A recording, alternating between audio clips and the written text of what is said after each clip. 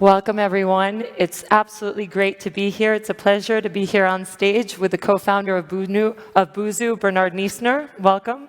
Hey, welcome, everyone, and thanks a lot for having me. It's such a pleasure. I've been here 10 years ago already at the first SaaS Summit, and it's just impressive what they have built all over the years. Absolutely. And so you and I met quite a long time ago already. I would say we go all the way back to 2008. Yes. And this is sort of where the origins of Buzu happen and take place on the IE campus at IE University. And it's actually been a true pleasure to see your evolution over the years from IE student to IE alumni, and of course now successful entrepreneur. So maybe we can kick this off, and we'd love to hear a little bit about, what is Buzu today, some of those highlights. Yeah, perfect. So with Buzu, we have the vision to empower people through languages. We know that people have dreams that they can only unlock if they speak other languages. Let it be to study abroad, or to progress in their careers, or maybe to find the right love partner in another language. There are very different reasons why people learn languages. And we want to enable people to learn languages. And we do that by providing the best balance between learning and practicing, because we think that's the best thing to learn anything. So we have our courses in 13 different languages, and then you can practice your skills directly with native speakers, which are either our community or professional tutors that we have on the platform.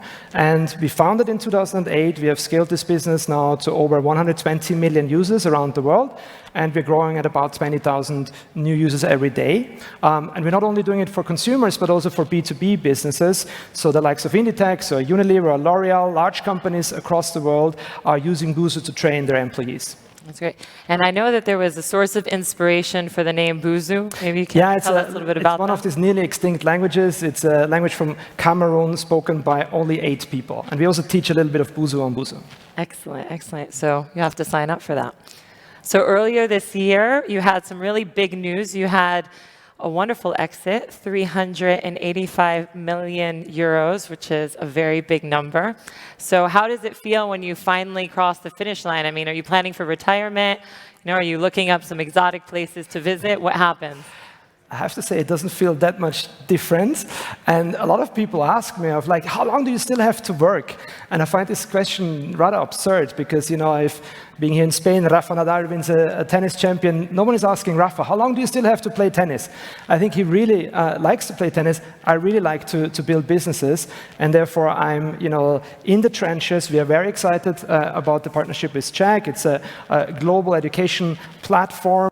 A New York Stock Exchange listed, and there are amazing synergies because they have access to a lot of students in the US. We know that 50% of college students in the US want to learn languages, and now they will be able to get access to an amazing platform. So yeah, we're pretty fired up for the next leg of the journey. That's great. So there's no resting. There was a little bit of resting, but now the work continues. All right, getting back into things. That's great. So I want to take you back 15 years to Madrid, where Buzu started at IE Business School. And I'm curious to know, how did you come up with the idea? Yeah, so I'm originally from Vienna, from Austria. I studied business, but actually the one subject that I enjoyed most was learning Spanish. And I started to learn it in Malaga, in Spain, during the Feria de Malaga, which normally is not the right time to learn anything in life, but I got exposed to Spanish and the culture, and I just fell in love. And then I went on to study in Buenos Aires, in Argentina. I learned Portuguese in Brazil. And there is this saying, for every language you learn, you're able to live another life. And I think I have lived a few lives through various languages. And I went then into strategy consulting, got a bit bored, but just recommending other people what to do, but I wanted to do it rather myself. So that's why I chose IE, because it's, I think, the best business school for entrepreneurship. I wanted to become an entrepreneur. I went to the school. And I perfectly remember there was a day where I was sitting at home preparing for the assignment for the next morning, but there was equally a networking event going on where people with ideas were looking for a team and vice versa. And I thought to myself, hey, if you want to become an entrepreneur, you need to be at these events. And I went there, I sat down, and next to me was my then co-founder, Adrian, which I just met at this day. So whoever you're sitting next to, it might be your next co-founder potentially. So throughout this event, we got to know each other. He had the idea of language learning. I was super passionate about the topic. We joined up, and that's how it all started. That's great. And then how did you go from idea to execution? Yeah, that was quite a long and hard journey because we also launched in the midst of the financial crisis. We launched in 2008, Lehman Brothers happened. Definitely no one wanted to give us funding, so we had to bootstrap for 2 years, no salary, eating very small tapas here in Madrid, and kind of grinding through the really early days. But I think it was a fantastic learning for us as well as a company to be quite capital efficient. We were very strong on the grip of our unit economics because simply we couldn't raise much money. We were then also lucky to raise money from actually now quite renowned business angels like Johan Hansmann or Martin Wasowski, which I met through IE. He was my professor at IE, and I think he has spoken here as well. So we got business angel money, and then we started to scale, and the journey continued. And it's actually really great to see that you've kept up those relationships over the course of all these years. Absolutely. So give us some insights on, in the early stages of scaling the business, where do you get your perseverance and sort of that grit to keep on going? What were some of the breaking points that you encountered? Yeah, I mean, I'm personally also doing a bit of business angel investment, and I'm always looking for the 3 Ps. It's perseverance, it's passion, and positivity. And I think without these 3s, you're not going to go anywhere. And especially perseverance is much easier if you have actually passion for what you do.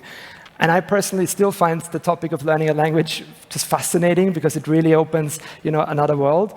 And hence, I'm just burning for this topic, and that's what drives me on a daily basis.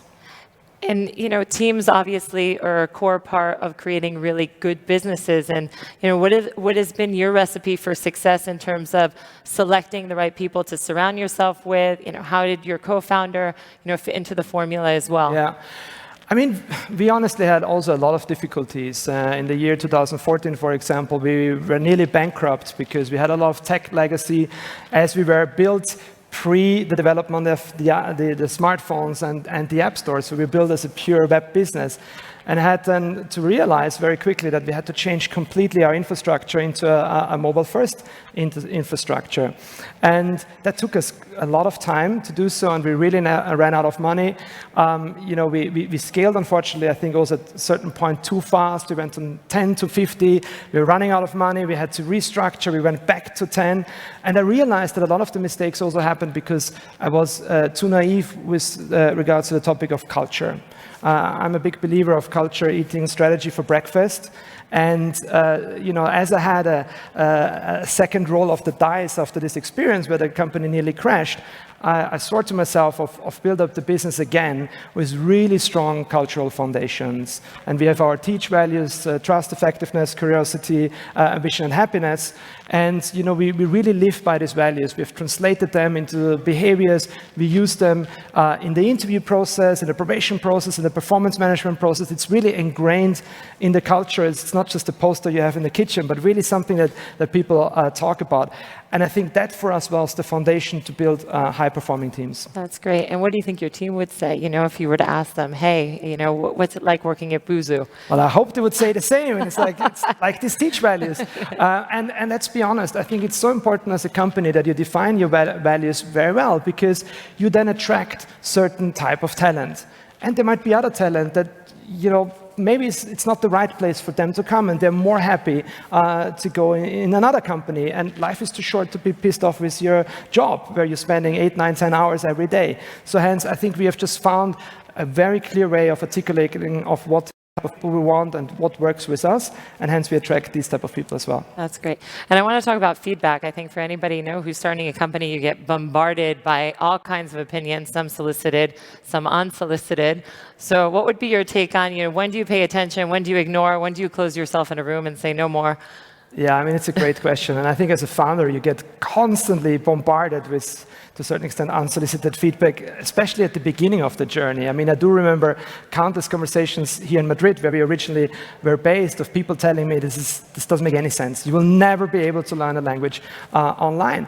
And I think these people just underestimated the power of technology, because they made their assessment based on the technology then. They didn't know that the iPhone and Android phones will be developed. They didn't know about the power of AI that will come. We're now able to predict forgetting curves on a vocab basis. We can resurface vocab at the right time. There's a lot of stuff that wasn't visible in the early days, and hence I think you need a bit of a stubbornness especially if you have a passion for the purpose of the business, to just plow through these naysayers and just say, look, I'm gonna prove you wrong. Having said that, when the journey continues, I think it's very important to be incredibly open to feedback from people who might have been on the journey. And after a couple of years in, I then got mentors personally. And every professional athlete has a coach. Why should you not have a coach as a CEO? So I got people who have done the journey, have listed companies. That was super helpful for myself. I also do something every 6 weeks. I meet up with a group of growth scale CEOs where we really very openly exchange about our journey. Because let's be honest, at these type of events, whenever you speak with people, how are you doing? It's fantastic. It's really, we're about to take off. But in reality, we might be bankrupt in a couple of weeks. And we've all been there. And it's very hard to be, I think, vulnerable to the outside. Hence, you need to do this with someone that you can really trust. And that is important and really make you grow as an individual. You're finding a space to be your authentic self, right? Absolutely. Kind of block everything out.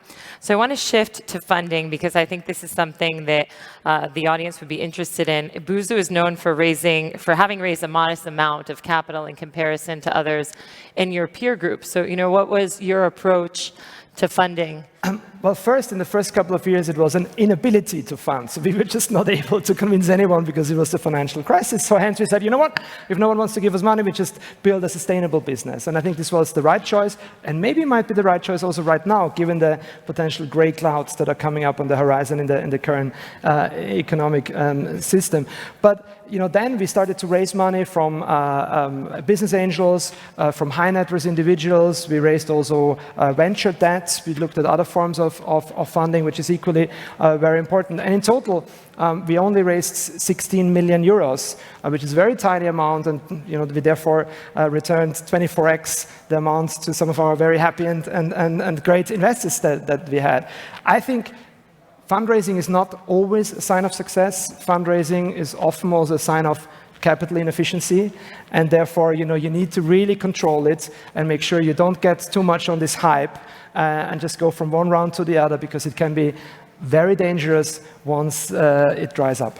Well, it's doing your best to make smart choices. I guess that's where the mentors also come in to help sometimes navigate you in the right direction. Absolutely, yes. Okay, that's great. And what's your outlook for the edtech space moving forward? I mean, edtech is such a fascinating field, and I'm obviously now a bit of a dinosaur in the edtech world, because when we started, edtech didn't really exist. And education is roughly a $6 trillion industry globally. And only 2.5% of this 6 trillion is currently digitized. It's mind-blowing if you compare it with other industries like media, where it's more like 50 or 60%. And there is this saying of imagine you take a doctor from the 18th century and put him in a modern operating theater. That person would freak out with all these machines that are blinking and the sound and so on. But then imagine you take a teacher from the 18th century and put him into a modern classroom, and the teacher would start teaching. And that is basically what happens, that I don't think we have very much evolved our education system, and that's true, I think, for early education and K-12 and higher education and lifelong learning. And to a certain extent, I think we needed a pandemic to really give us a big push to realize that online learning can be very helpful. Although what we did during the pandemic, I don't think is the best in class of what edtech can really deliver. And so I think we're still at the beginning of this, and edtech funding for European startups has 3x in the year 2021 to about $2.5 billion last year. So there's a lot of, I think, investors interested in the field. Also impact investors, because let's face it, education really changes people. I'm a big believer in that, and hence it's a wonderful industry to be in. Absolutely. I think it's transformational. So definitely. So you heard Bernard, go ahead and get on in there, right? Absolutely. It might be a long and tough journey. I always say, if running a startup is not a sprint but a marathon, running an edtech startup is an Ironman. But it is what it is. It takes a bit longer, but equally I think the journey is very much worthwhile. And so words of wisdom for everyone sitting here that they want to follow in your footsteps. Maybe they're at the edge and they need a nudge to kind of, jump on in. What are the words of wisdom that you would give them?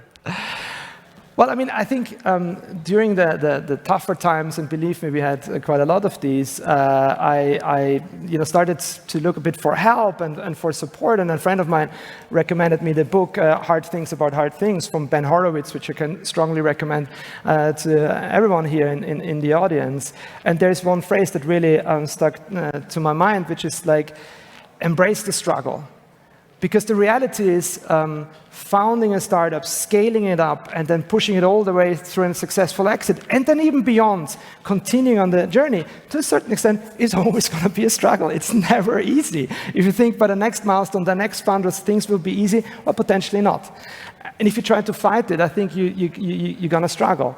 Whereas if you say, you know what, it's a bit like a roller coaster. If you're sitting on a roller coaster and you're like, it shouldn't go down. Well, actually, it will go down, and it will go up again. And if you just, adjust your expectations, and most importantly, enjoy the ride, then I think you're on the right track. Absolutely.